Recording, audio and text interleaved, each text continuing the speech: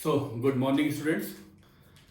Today we are going to start our lecture number 6, in which we will cover the derivation of impact stresses and concept of impact factor we have studied already.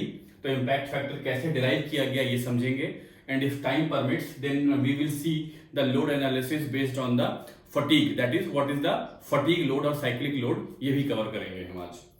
तो देखिए impact stress के case में मैंने आपको ये figure दिखा रखा है कि ये एक फ्लेंज है, this bottom portion is called flange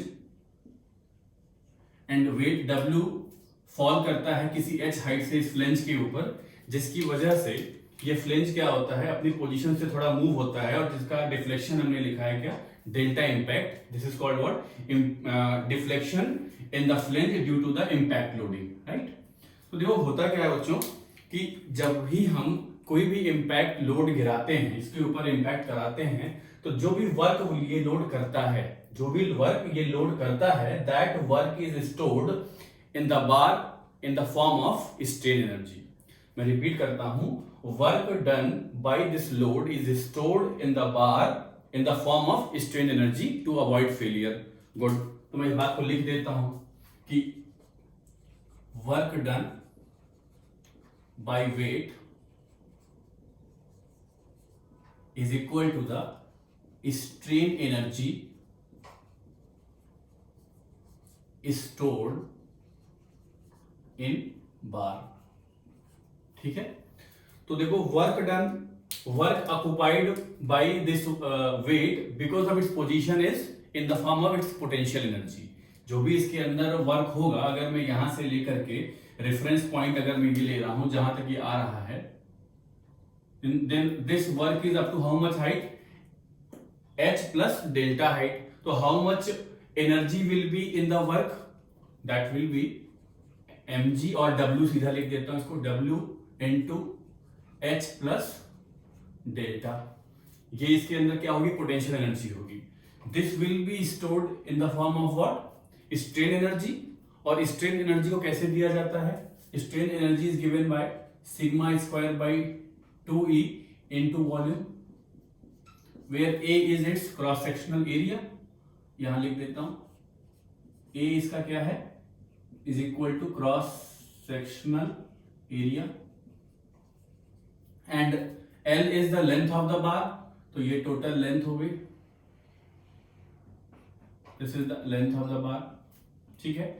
sigma square by 2e into volume कैसे आया है, if you want to write then you can say w is equal to half times p into delta, ऐसा होता है. और आप delta को क्या लिख सकते हैं under static loading, pl by ae. ठीक है. आप ये सोच रहे होंगे कि सर लोडिंग तो इम्पैक्ट है, स्टैटिक का क्यों फॉर्मूला लगा रहे हैं. तो मैंने आपको बताया था बच्चों कि किसी भी इम्पैक्ट लोडिंग की स्ट्रेस कैलकुलेट करने के लिए हम क्या करते हैं, उसको स्टैटिक मान के कैलकुलेट करते हैं और बाद में उसमें इम्पैक्ट फैक्टर का मल्टीप्लाई कर देते हैं. ठीक है. तो यही मैंने किया है यहाँ पर. अब इसको मैं लिख सकता हूं half p square l divide by ae. अगर मैं a से डिवाइड और मल्टीप्लाई कर दूं ऐसे तो कोई फर्क नहीं पड़ेगा. और a स्क्वायर और p स्क्वायर, तो p by a whole square क्या हो जाएगा, sigma square l by E हो जाएगा. और ये a ऊपर भी है, a इंटू एल क्या हो गया, वॉल्यूम हो गया. तो ये मिल गया मुझे sigma square by 2e into volume. ये w किसके इक्वल हो गया, sigma square by 2e into volume. ठीक है. तो ये चीज मैंने यहां लिखी है. अब देखिए क्या करते हैं, इक्वेशन फ्रेम करते हैं, कैसे बनेगी देखिए, w into H plus w into delta. और डेल्टा की वैल्यू क्या होती है, अभी लिखा था pl by ae. p by a को लिख सकते हैं हम सिग्मा. तो कितना हो गया, sigma l by e is equal to sigma square by 2e into al.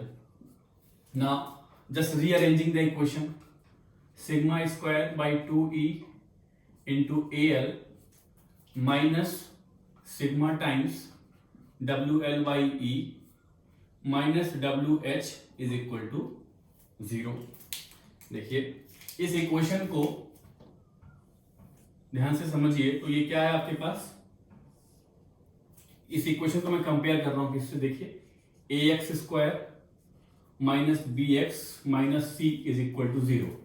अगर आप इससे कंपेयर करें इस इक्वेशन को तो what you will get here, x की जगह कौन है, सिग्मा है, ए की जगह क्या है, देखिए A is equal to AL/2E, right, B is equal to WL/E and C is equal to WH। तो आपको पता होगा इस सेकंड ऑर्डर इक्वेशन का सॉल्यूशन क्या होता है, x is equal to -b plus minus square root of b square minus 4AC divide by 2a। तो इस इक्वेशन में मैं इस वैल्यू को पुट करता हूं और उससे पहले मैं इसको रफ कर देता हूं। Where is the duster, yes I am not getting duster, yes मैं इसको रफ कर देता हूं, ये जो लिखा है मैंने यहाँ पर।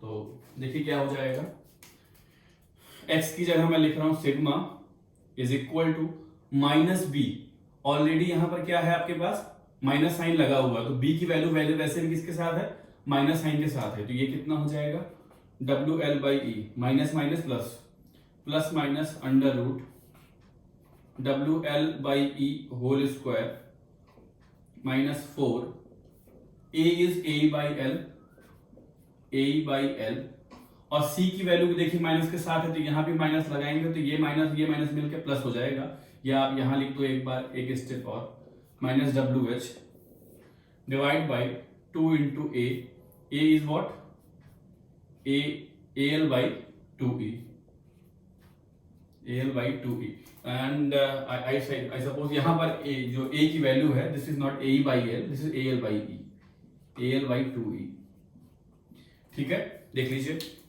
मैंने क्या लिखा, सिग्मा की value -b plus minus root of b square minus 4AC divide by 2a। जरा ध्यान से गौर करो तो यहां आपको दिखाई पड़ेगा कि L/E और यहां L/E निकालने के लिए आप L से डिवाइड और L से मल्टीप्लाई कर दें। अगर 2 बार कर देते हैं या सिंपल L/E इंटू E/L कर दीजिए तो L/E कैंसिल हो जाएगा। तो what we will get, I am writing here, this will be W/A, W यहां का और A यहां का, 1 plus under root 1 plus 2H AE divide by WL, right. What I did just simplify किया है, L/E कैंसिल होने के बाद यहां से पूरे में से W/A को मैंने बाहर निकाल लिया है, तो you will get this expression. Now this expression can also be further simplify that sigma is equal to W/A 1 plus square root of 1 plus, देखिए 2H upon WL divide by A, WL divide by A, मैं A को नीचे ले आ रहा हूं, तो WL by A किसके बराबर हो जाएगा, it will be delta static, it will be delta static. ये किसका है सिग्मा, ये सिग्मा कौन सा निकाल रहे हैं आप, सिग्मा इंपैक्ट, सिग्मा क्या है, ये इंपैक्ट है। तो चाहे तो यहां भी लिख देता हूं एक बार सिग्मा आई, तो सिग्मा इंपैक्ट किसका हो गया, देखिए W/A is what, sigma static into this factor, और बच्चों यही फैक्टर बताया था आपको, इसको क्या बोलते हैं, इंपैक्ट फैक्टर है ये क्या है, इंपैक्ट फैक्टर है।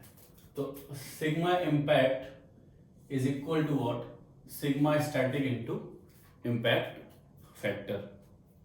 और अगर मैं सिग्मा को लिख सकता हूं क्या, हुक्स लॉ से, sigma is equal to E times strain, और strain is change in length upon original length, तो from that it can also be written as what, delta impact is equal to delta static into impact factor।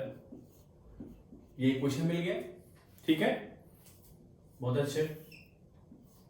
देखो अगर H की value 0 हो जाए, अगर मेरी इस इक्वेशन में if H is equal to 0 हो जाए, तो what will be the sigma impact, if H is 0 then sigma impact will be equal to, देखिए W/A into 1 plus under root 1, यही आएगा H 0 होने पर।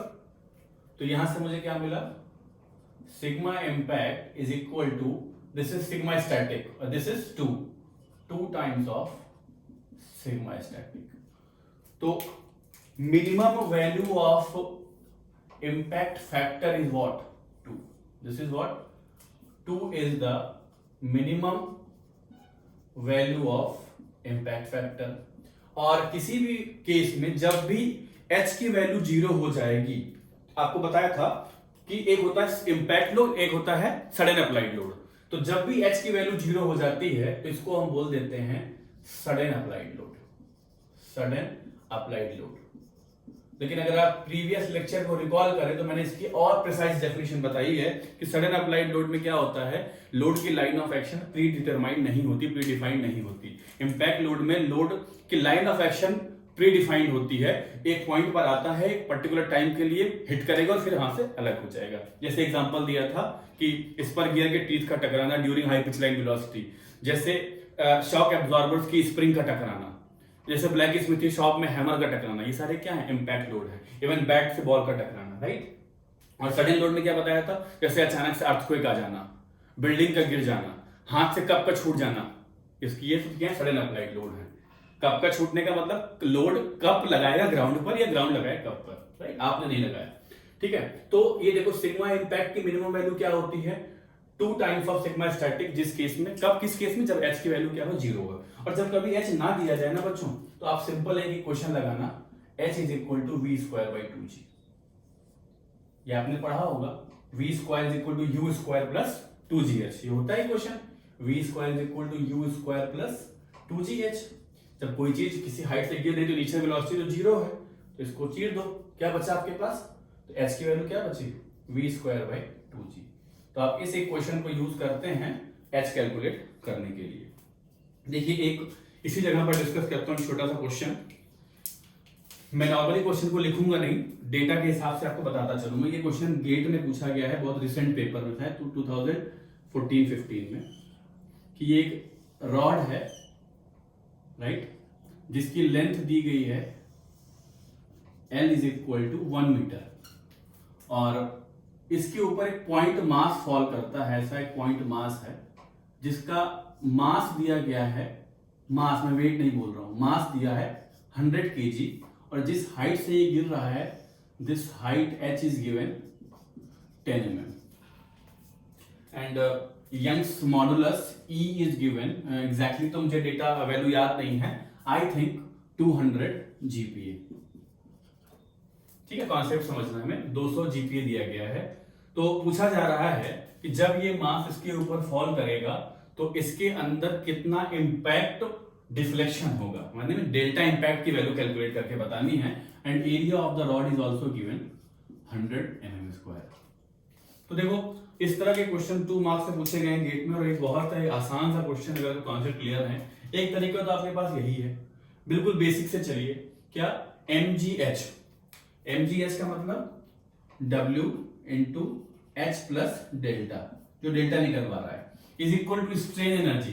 तो strain energy in terms of rod can be written as half k of bar into x square, half x का मतलब delta, half k x square. आप ये सोच रहे होंगे सर ये कौन सा नया फार्मूला ला दिया, तो ये कुछ नया फार्मूला नहीं लिखा हुआ, ये half k x square deflection है, चाहे आप इसको जो sigma square by 2e into volume लिखे हैं, this can also be written in terms of this. कैसे, k की वैल्यू क्या होती है, F is equal to k times delta होता है, तो k क्या हो जाता है आपके पास, k is equal to load upon delta, और डेल्टा की वैल्यू क्या हो जाती है, PL बाई AE या WL बाई AE। तो अगर WL बाई AE लिखूंगा, WL divide by AE, sorry W divide by WL by AE, तो बच्चों देखो AE तो ऊपर चला गया और ये L आ गया नीचे ना, यही क्या है, ये स्टिफनेस ऑफ बार है, AE डिवाइड बाई L। आपको A पता है, E पता है, L पता है, you can get the value of K, लिख सकते हैं, K मिल जाएगा, और आपको H की वैल्यू दी गई है, यहाँ स्मॉल h लिखा है, कैपिटल H 10 mm, W पता है, you can get the value of delta. या तो आप यहां से कैलकुलेट कर लीजिए, या सिंपल मैंने आपको ये फॉर्मूला लिख रखा है, delta impact is equal to either this और this, delta static into impact factor.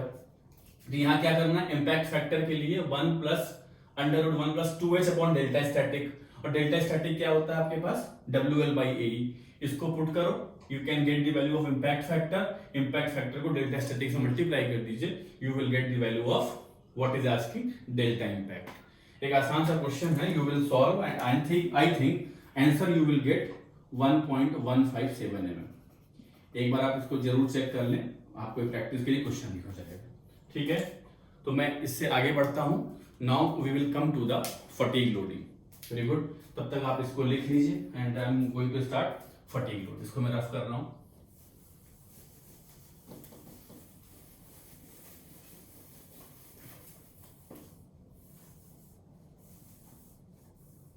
Yes, तो देखिए फटीग लोड, फटीग ऑब्लिक, इसी को बोलते हैं साइक्लिक लोडिंग। Cyclic loading.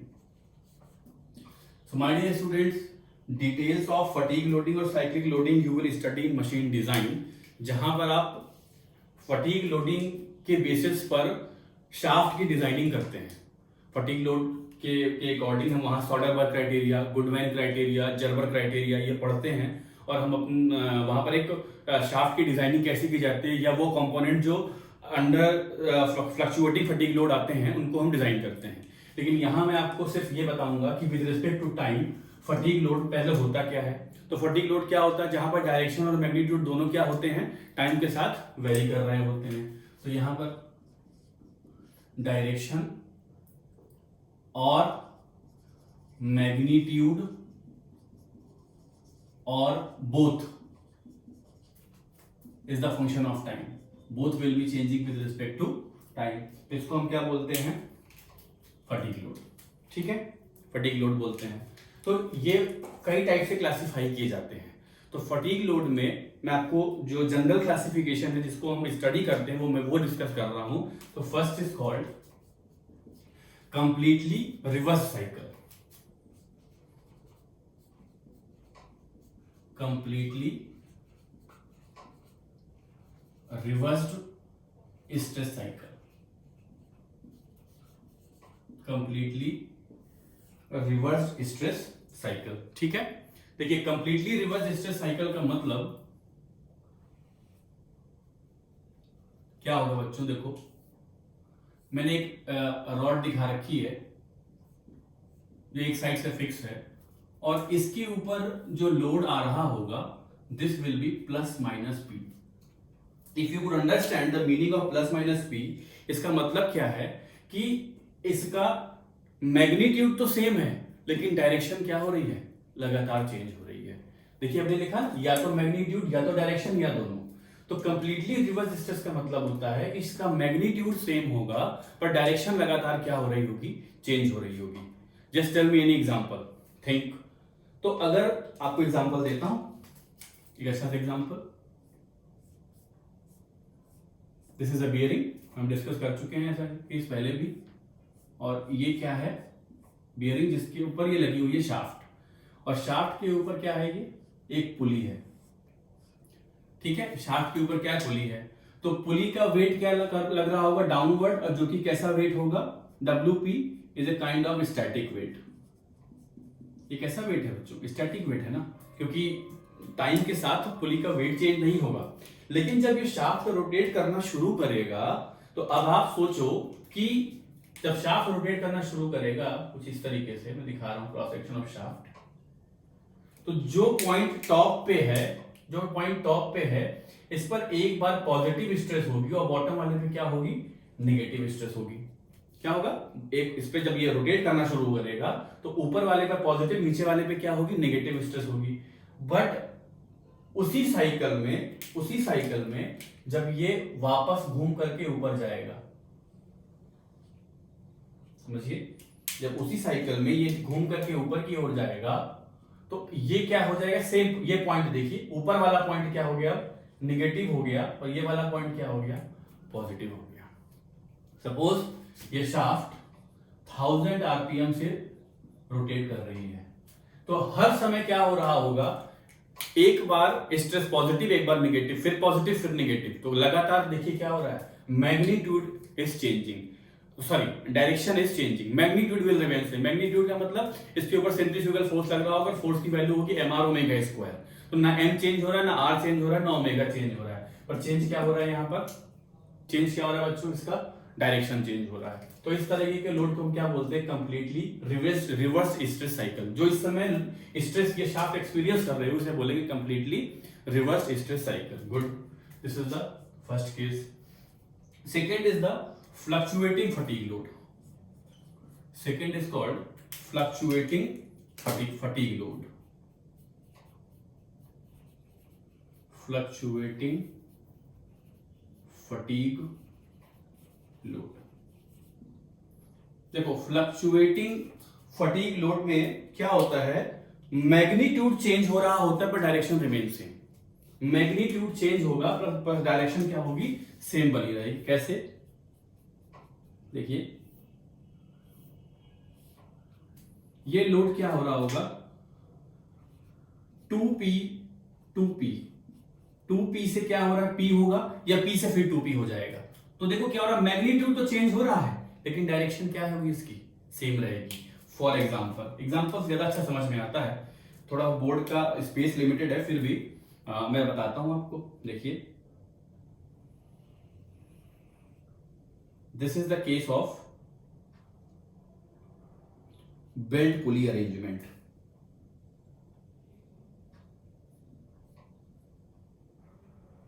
आपने गेहूं पिसाने जाते हैं तो आपने चक्की पे देखा होगा, वहां पर एक ड्राइव लगी होती है जिसमें स्लिपिंग पॉसिबल है, और ये एक नेगेटिव ड्राइव है। नेगेटिव ड्राइव से बच्चों मेरा मतलब होता है जहां पर स्लिपिंग परमिट हो।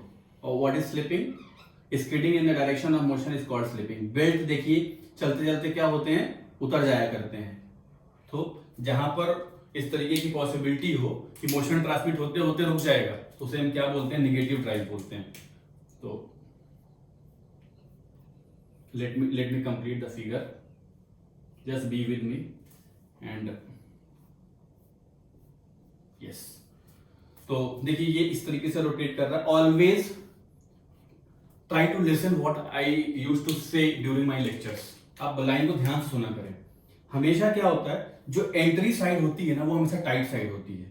तो जो एंट्री साइड है इस तरीके की ओर जो जा रही है, ये साइड क्या है, टाइट साइड है, तो T1 हो गया। और जो दूसरी साइड है वो कौन सी होती है, स्लैक साइड है, ये इधर की ओर निकल रहा है बाहर की ओर, तो ये क्या होगा, T2 हो गया। एंट्री साइड को हमेशा क्या बोलते हैं, टाइट साइड। और बेल्ट पुली जब पढ़ाऊंगा, यहां तो नहीं किसी और सब्जेक्ट में, तो आपको बताता हूं हमेशा छोटी पुली क्या होती है, ड्राइवर होती है। तो छोटी पुली की डायरेक्शन के हिसाब से ही हमेशा टाइट साइड या स्लैक साइड डिसाइड किया जाता है। और the governing equation here is T1 by T2 is equal to e to the power mu theta, where theta is the angle of wrap and mu is the coefficient of friction between belt and pulley। Very good। तो ये सिर्फ क्या बताना चाह रहा हूं, इसमें देखिए क्या हो रहा है, इस एग्जांपल में फ्लक्चुएटिंग फटीग लोड है जहां पर डायरेक्शन तो सेम रहेगी। देखिए ऐसे ही चल रहा होगा, क्लॉक से एंटी क्लॉक, ये एक डायरेक्शन फिक्स है कि क्लॉक में ही पूरा मूव कर रहा है इस तरह से। लेकिन मैग्नीट्यूड क्या होगा, T1 का अलग होगा और T2 का क्या होगा, अलग होगा। Does not mean T1 की वैल्यू 2 टाइम्स है, ये तो समझाने के लिए 2 लिखा है, कुछ भी हो सकता है, but T1 T2 will not be same. अगर T1 T2 सेम हो जाएंगे तो पावर ट्रांसमिट ही नहीं होने वाली है, राइट? क्यों नहीं होने वाली? Because power is equal to what, power क्या होता है आपके पास, टॉर्क इनटू ओमेगा या फोर्स इनटू वेलोसिटी। तो अगर फोर्स के टर्म में लिखेंगे तो T1 minus T2, right, into velocity होती है। अगर दोनों बराबर हो जाएंगे तो कैंसिल हो जाएगा। This T is not torque, this T is force या टेंशन बोलते हैं। नो आई थिंक सेकंड समझ में आया आपको। गुड। पहला हमने बताया completely reverse stress cycle, second बताया फ्लक्चुएटिंग फटीग लोड या फ्लक्चुएटिंग फटीग स्ट्रेस साइकिल भी आप लिख सकते हैं। More precisely you can write fluctuating fatigue stress cycle. Now third I am discussing alternating fluctuating fatigue stress cycle. Let me rough it. Alternating fluctuating fatigue stress cycle. Waited dear students. Third is C is alternating fluctuating fatigue stress cycle. Alternating fluctuating, very good, fatigue stress cycle. Fatigue stress cycle पढ़ते समय आप बिल्कुल stress और fatigue मत ले लीजिएगा। Try to understand the concept, बहुत अच्छा है, इजी समझ में आएगा और आगे बहुत यूज होने वाला है ये सब चीजें। तो यहाँ क्या होता है, नाम से ही समझ में आ रहा है, डायरेक्शन भी चेंज हो रहा होगा और मैग्नीट्यूड भी चेंज हो रहा होगा, ठीक है। I am sorry for bad drawing sometimes, board पर ड्राइंग करते समय हाथ स्लिप होते हैं, तो ड्राइंग पर नहीं जाएंगे, कॉन्सेप्ट को समझेंगे, but I tried my best कि ड्राइंग आपको अच्छी से अच्छी दी जाए। -p/2 two plus p, -p/2 two plus p, मैंने ऐसे मैग्नीट्यूड ले लिया रैंडम कि लोड क्या हो रहा है, मैग्नीट्यूड में भी चेंज हो रहा है और डायरेक्शन में भी चेंज हो रहा है। तो शायद मुझे ये बात लिखनी चाहिए, आई थिंक यहां पर, लेकिन समझ में आ रहा होगा आपको। यहां क्या हो रहा है, देखिए बच्चों, डायरेक्शन चेंज हो रही है, direction main changing, direction changing. यहां क्या हो रहा है बच्चों, मैग्नीट्यूड चेंजिंग, और यहां क्या मिल रहा है आपको, direction and magnitude both, direction and magnitude both are changing. तो अगर डायरेक्शन मैग्नीट्यूड दोनों चेंज हो रहा है, इसका एग्जांपल बताइए कोई लोग। इसका बेस्ट एग्जांपल है कि पिस्टन सिलेंडर अरेंजमेंट के अंदर ड्यूरिंग सक्शन और कंप्रेशन और पावर स्ट्रोक, जो हमारा पिस्टन पिन होता है वो कनेक्टेड होता है किससे, कनेक्टिंग रॉड से। तो कनेक्टिंग रॉड बोलिए या पिस्टन पिन बोलिए, they experience a fluctuating fatigue load, sorry alternating fluctuating fatigue load. जैसे ये पिस्टन पिन है, इससे क्या जुड़ी होती है, क्रैंक, कनेक्टिंग रॉड सॉरी, और इससे क्रैंक जुड़ा हुआ होता है। तो जिस समय अगर ये इस तरह से मूव कर रहा है, ये डाउनवर्ड जाएगा, तो इस पर फोर्स कहां लग रहा होगा, नीचे की ओर, और जब ये मूव करके ऊपर की ओर जाएगा, इस पर फोर्स कहां लग रहा होगा, ऊपर की ओर। ये हमारा क्या होता है, बेसिकली ये पिस्टन होता है, राइट, और इसके ये पूरा एक इंजन के अंदर इंक्लोज होता है। Again I said it is a rough drawing. तो आपको बस ये समझना है कि ये जो पिन है, पिस्टन पिन, या इसी का नाम होता है बच्चों गजेन पिन, इसी को हम लिखते हैं पिस्टन पिन और गजेन पिन, और गजेन पिन। तो इस पर कैसा लोड आ रहा होगा, इसका डायरेक्शन भी चेंज हो रहा होता है और मैग्नीट्यूड भी चेंज हो रहा होता है। ये डिपेंड करता है कि किस स्ट्रोक से गुजर रहा है, सक्शन से, कंप्रेशन से, पावर से और एग्जॉस्ट स्ट्रोक से। तो ये 3 बेसिक क्लासिफिकेशन होते हैं फटीग, साइक्लिक फटीग और साइक्लिक लोडिंग में, कंप्लीटली रिवर्स, फ्लक्चुएटिंग फटीग और अल्टरनेटिंग फ्लक्चुएटिंग फटीग, जिसके बारे में अगर डिटेल में पढ़ें तो आपको इसका एम्पलीट्यूड, मीन फोर्स कितना लग रहा होता है, कैसे डिजाइन करते हैं, ये सारी चीजें कवर करनी होती है। बट यहाँ एक इंपॉर्टेंट पॉइंट ये बता दूं आपको कि जरूरी नहीं है कि किसी भी शाफ्ट का, यानी किसी भी रोटेटिंग मेंबर का फेलियर हमेशा फटीग फेलियर हो। यानी कि जैसे मान लीजिए ये शाफ्ट है, ये शाफ्ट जो मैंने पहला फिगर दिखा रखा है आपको, इस शाफ्ट में ये जो वेट लगा हुआ है, कैसा वेट है, ये स्टैटिक वेट है, एक स्टैटिक वेट है, यानी कि एक डेड वेट है। तो एक रोटेटिंग मेंबर का फेलियर भी एक स्टैटिक लोड की वजह से हो सकता है।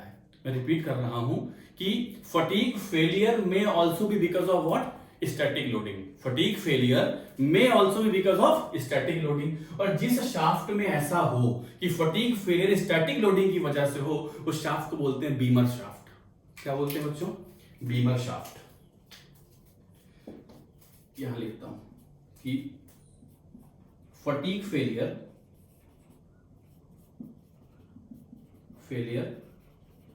may be due to a static loading, like यानी कि if n tending to 0 तो क्या हो जाएगा, ऐसी शाफ्ट को हम क्या बोलते हैं, बीमर शाफ्ट बोलते हैं, जहां पर आपका फटीग फेलियर हो रहा होता है, बस किसकी वजह से होता है, स्टैटिक लोडिंग की वजह से। तो इस तरीके के केसेस में डिजाइन करने के लिए ना हम अल्टीमेट स्ट्रेंथ की बात करते हैं, ना ही हम यील्ड स्ट्रेंथ की बात करते हैं। हम किस स्ट्रेंथ की बात करते हैं, हम एंड्योरेंस स्ट्रेंथ की बात करते हैं। किसकी बात करते हैं बच्चों, endurance strength, endurance strength, strength, yes, endurance strength. तो अगर मैं एंड्योरेंस स्ट्रेंथ के बारे में बोलूं तो क्या होता है, सबसे ज्यादा हमारे पास क्या होती है, S U T ultimate strength in tension, then S Y T ultimate yield strength in tension, और इसके बाद हमारी आती है S E endurance strength in tension और कंप्रेशन, व्हाटएवर यू में से एस ई टी नहीं लिखते, एस ई लिखते हैं इसको, एंड्योरेंस स्ट्रेंथ। तो एंड्योरेंस स्ट्रेंथ होती क्या है, एंड्योरेंस स्ट्रेंथ क्या होती है कि कोई भी machine component for infinite number of cycle, जाने के लिए कोई भी जो हमारा मशीन कंपोनेंट है, अगर उस पर हम इनफाइनाइट नंबर ऑफ साइकिल उसको रोटेट कराते हैं तो उसके अंदर जो फर्स्ट क्रैक इनिशिएट होता है, evidence of first crack, first fatigue crack, वो उसकी फटीग लाइफ को बताता है। और जो मटेरियल है वो फटीग फर्स्ट क्रैक शो करने से पहले जितनी स्ट्रेस को बर्दाश्त कर सकता है, that stress is called what? Endurance strength. देखो डेफिनेशन रटी नहीं जाती, कॉन्सेप्ट को समझना होता है। मैं फिर से बोलता हूं, दो टर्म होते हैं, एक होता है एंड्योरेंस स्ट्रेंथ, एक होता है फटीग लाइफ। फटीग लाइफ का क्या मतलब है कि इनफाइनाइट नंबर ऑफ साइकिल के लिए आपने चला दिया तो मटेरियल ने पहला क्रैक शो करने से पहले, पहला फटीग क्रैक आने से पहले जितनी भी स्ट्रेस को बर्दाश्त कर लिया, वही स्ट्रेस क्या हो गई? उसकी एंड्योरेंस स्ट्रेंथ हो गई, और उसकी वो लाइफ क्या हो गई? फटीग लाइफ हो जाती है। तो इसको हम एसएन कर्व ड्रॉ करते हैं। एसएन का मतलब एसएन कर्व, एसएन का मतलब होता है एस फॉर स्पीड और N for number of revolutions, के बीच में हम कर्व ड्रॉ करते हैं। और जब भी हम बोलते हैं इनफाइनाइट नंबर ऑफ लाइफ, तो इनफाइनाइट का मतलब होता है बच्चों 10 टू द पावर 6 साइकिल। कहते हैं इनफाइनाइट, पर साइकिल कितनी होती है? 10 टू द पावर 6 साइकिल। तो ये होता है हमारा बेसिकली फटीग और साइक्लिक लोडिंग। फटीग और साइक्लिक लोडिंग के कोई भी एक्सप्रेशन हमें सॉलिड मैकेनिक्स में नहीं पढ़ने हैं, इसलिए मैं इसके जो मैथमेटिकल एक्सप्रेशन है उन पर नहीं जाऊंगा। और जो नेक्स्ट लेक्चर हमारा होगा उसमें मैं स्टार्ट करूंगा कि load analysis with respect to the direction. मैंने आपको बताया था with respect to time, direction and distribution. तो डायरेक्शन की बेसिस पर कैसे नॉर्मल लोड होते हैं, कैसे शियर लोड होते हैं, टेंसाइल होते हैं, कॉम्प्रेसिव होते हैं, इसेंट्रिक होते हैं, these all things we will discuss in the next lecture. So till then you revise and take care well. लेकिन कुछ भी चीज जो पढ़ा रहा हूं इसको थोड़ा ध्यान से समझिए, नोट्स को रिवाइज कीजिए, बुक्स को भी पढ़िए, एंड जब कोई डाउट आते हैं then you may ask in the next lecture. Thank you.